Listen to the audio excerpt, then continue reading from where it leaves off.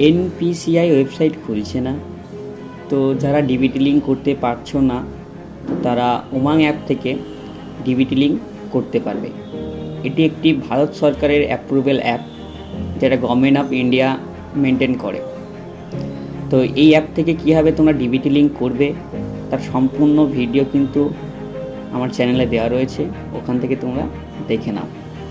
প্রত্যেকে কিন্তু 1 জুনের আগে ডিবিটি লিঙ্ক করে নেবে।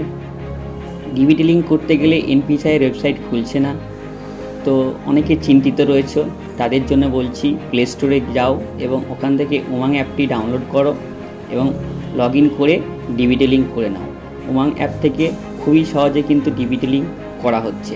এই উমাং অ্যাপ থেকে আরও অনেক কিছু গভর্নমেন্টের ঠিক আছে সার্ভিসগুলো পেয়ে যাবে, ঠিক আছে, যেমন ইসিআই হোক বা আধার হোক বা আধার ব্যাংক স্ট্যাটাস চেক হোক, সমস্ত কিন্তু এই উমাং অ্যাপ থেকে তোমরা করতে পারবে।